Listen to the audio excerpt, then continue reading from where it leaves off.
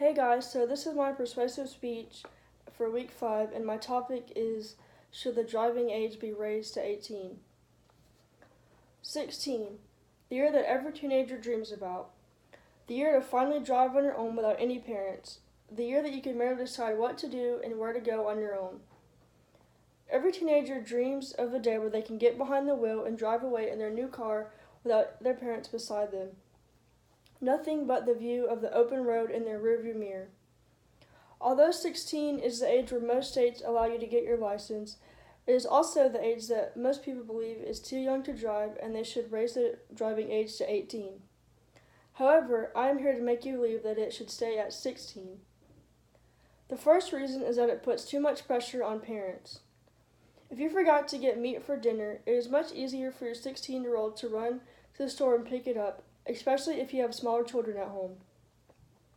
In the article titled Pros and Cons of Raising the Driving Age, it says, many teens at 18 are getting ready to move out of the house and either get a job or go to college. Just as the article mentions, if the age is raised to 18, there would not be much help in the house when it comes to helping out with errands.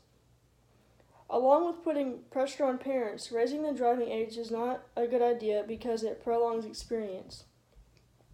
When people turn 18, they are graduating and moving away from home. This, in itself, is already stressful enough.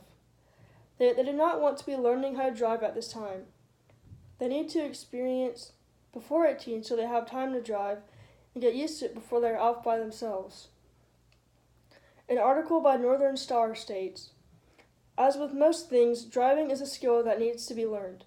It is not a textbook exercise, but one that develops as experience builds. People can be told how to maintain control of their car, but until that roadside hedge nearly becomes a catcher's mitt, nothing truly substantive can be learned. I know personally for me, driving was a really scary ordeal, and every time I got behind the wheel, I was super nervous. But as time went on, I learned how to drive and got used to it, and now driving is as easy as learning how to crawl.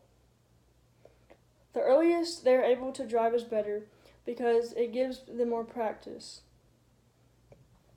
Finally, the driving age should not be raised because regardless of what age they start driving, there will still be accidents.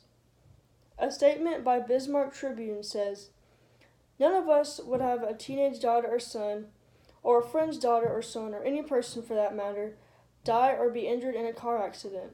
But it happens. Where and why it happens, however, are the needed context in the debate about elevating the legal age from 16 to 17 or 18. Raising the age will not change anything, but there are things in place that can prevent these accidents. There are some states that require a certain amount of hours in a driver's ed course before obtaining a license. At my high school, our instructor made us have at least 25 hours of driving time before we got behind the wheel with him. Another point made by drivesafely.net is that no matter how old someone is, an accident is sure to happen.